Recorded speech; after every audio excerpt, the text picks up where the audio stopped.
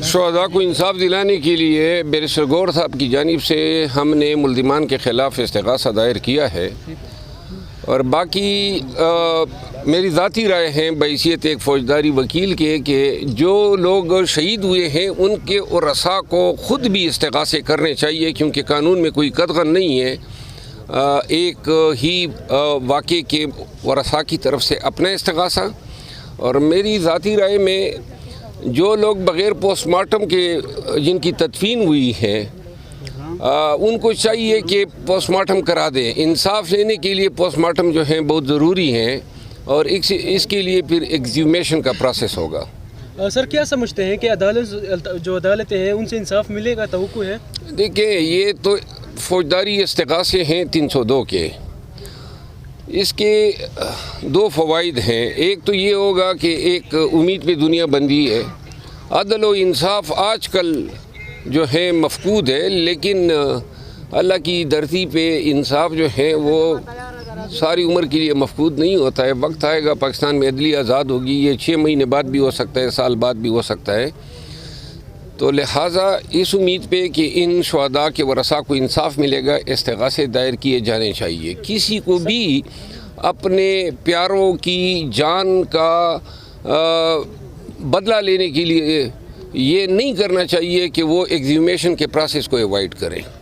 دوسری اس کا فائدہ یہ ہوگا کہ ہم سب پہ پرچے بنے ہیں دہشت گردی کے، قتل کے، پوری قیادت پہ اور پورے ورکرز پہ۔ ہمارے ورکرز ہزاروں کی تعداد میں رل رہے ہیں، تو ان استغاثوں سے فائدہ ہوگا ضمانتوں میں بھی، اور جو حکومت نے اور پولیس نے ہمارے خلاف کیسز بنائے ہیں ان کیسز کو جھٹلانے میں ہمیں فائدہ ہوگا۔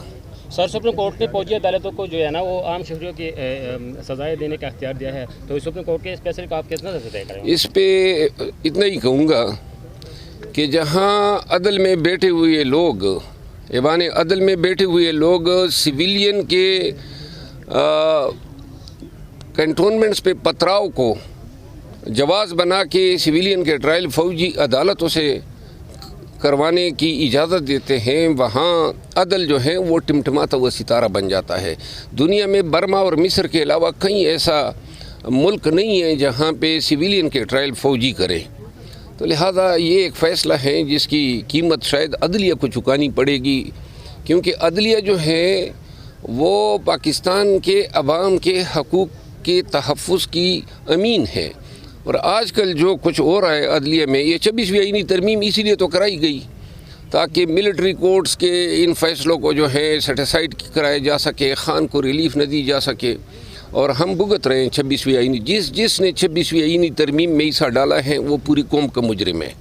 سر آخری سوال، وہ جو اسلام آباد میں دھرنے کے بعد یا جو احتجاج ہوا اس کے بعد پشتونوں کے ساتھ بہت برا رویہ ہے، تو اس پر پاکستان تحریک انصاف نے کیا اقدامات لیے ابھی تک؟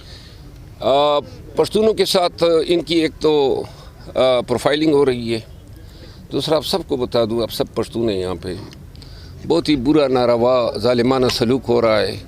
ٹوبہ ٹیک سنگھ، گجراوالا، سرگودا، لاہور، قصور، جدھر جدھر ان 2 سالوں میں پرچے ہوئے ہیں، اب ان لوگوں کو جو اٹک جیل میں یا اڈیالہ میں بند ہے ان کو وہاں سے کسٹڈی لے کے ایسے کیسز میں ڈالا جا رہا ہے تاکہ یہ لوگ جو ہیں کوئی 1 سال تک واپس نہ آ سکے۔ اس حوالے سے اس دن میں گیا ہوں اور سردار علی امین خان گنڈپور نے کے پی کی وکلاء کی ٹیم بھی بھیجی تھی۔ ہم نے جا کے ڈی سی پنڈی کی عدالت میں بحث کی، دلائل دیے۔ ہمیں امید ہے کہ ہم یہ جو پنجاب حکومت کی جو حرکت ہیں اس کو انڈو کرائیں گے، اور انشاءاللہ جتنے لوگ ہمارے پیارے جیلوں میں نظر بند ہیں جلدی ان قریب ان کو ریلیز کروا لیں۔ تو مذاکرات کی باتیں چل رہی ہیں، خان نے اس پہ اس دن ناراضگی کا اظہار کیا ہے۔ ہمارے ورکروں کے گھروں میں ماتم بپا ہیں، لوگوں کے بچے ابھی تک گمشدہ ہیں، لاشیں آ رہی ہے، زخمی اسپتالوں میں پڑے ہیں۔ ایسے وقت میں ان قاتلوں کے ساتھ مذاکرات کی بات کرنا، یہ تو میڈیا نے پھیلایا ہوا ہے کہ پی ٹی آئی منتیں کر رہی ہے، غلط ہے۔ اسد قیصر صاحب نے اسمبلی کے فلور پہ اس کی وضاحت کر دی، اور ہم جب تک اپنے ورکرز کو چھڑائیں گے نہیں، جب تک ملزمان کو عدالت کے کٹہرے میں کھڑا نہیں کریں گے، شاید ہی مذاکرات پہ ہم آگے جا سکتے ہیں۔ دیکھیے، پی ٹی آئی کا مستقبل، ہم اتنی مار کھا گئے، اتنے نقصانات اٹھا لیے ہمارے ورکرز نے، پی ٹی آئی نے، کاروبار بند ہیں، جیلوں میں لوگ نظر بند ہیں، ہم سب پہ 50 سے زیادہ مقدمے ہیں، خان پہ مقدمات کی تعداد 200 سے زیادہ ہو گئی ہے، لہذا ہمارے پاس کونے کو کچھ نہیں ہے۔